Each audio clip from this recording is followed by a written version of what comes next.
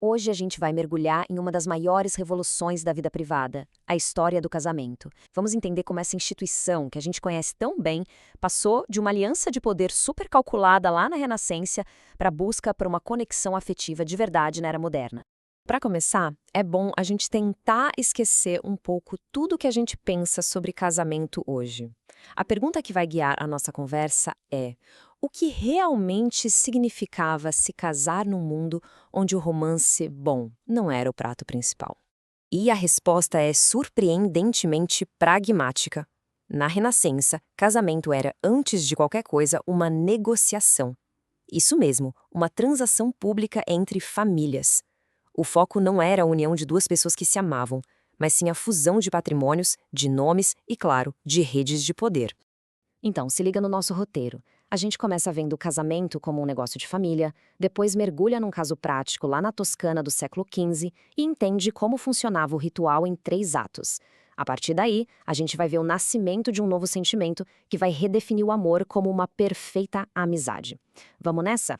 Pois é, para a elite renascentista, o casamento não era uma questão pessoal. Era quase um assunto de Estado, sabe?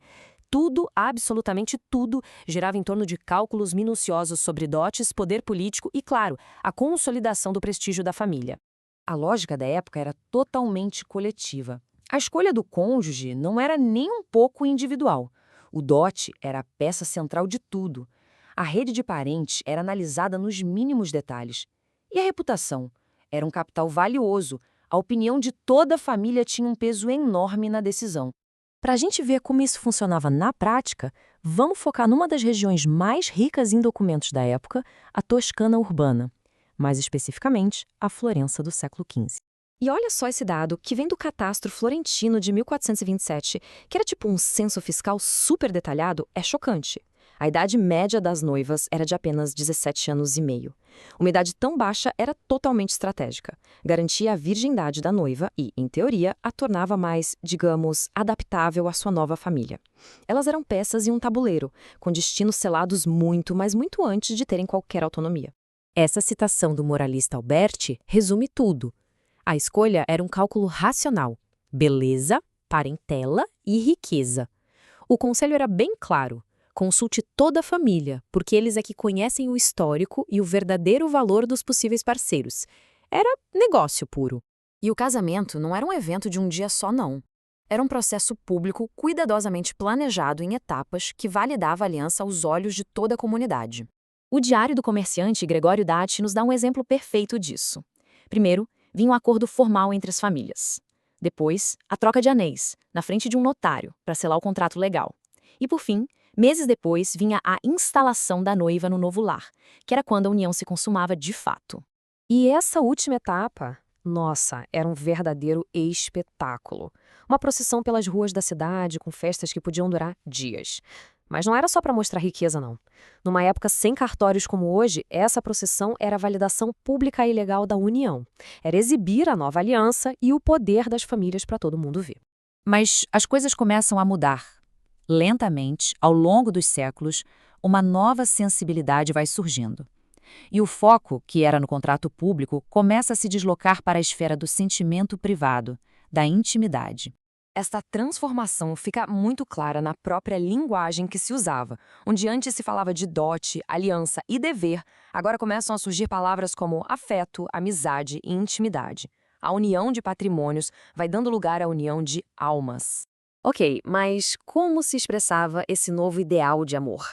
O curioso é que não era pela paixão arrebatadora, que ainda era vista com muita desconfiança. Era através de um conceito bem específico: a perfeita amizade. A perfeita amizade era tida como a forma mais nobre de amor no casamento. Era uma união espiritual, sabe? Nela, a razão, que era vista como uma fagulha divina dentro da gente, governava a relação, superando os meros impulsos físicos. Era a fusão de duas almas em um projeto de vida comum. E as vozes da época ecoam esse ideal. Olha que bonito isso. Nas cartas que mandava para o marido, a nobre católica, Madame de Vacherolles, expressa exatamente essa conexão espiritual. A união ia além do corpo. Era uma comunhão de espíritos.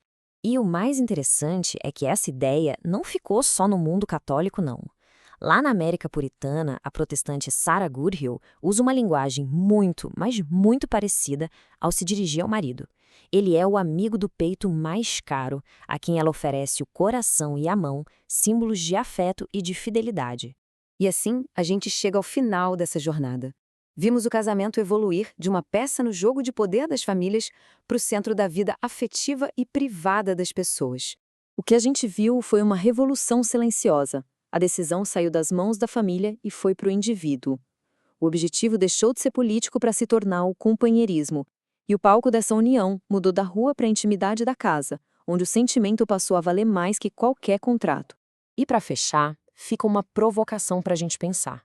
Quando a gente olha para o casamento hoje, com todas as suas complexidades, qual desses legados históricos parece que está mais presente? A lógica da aliança estratégica ou a busca pela união afetiva? A resposta talvez esteja exatamente na mistura dos dois.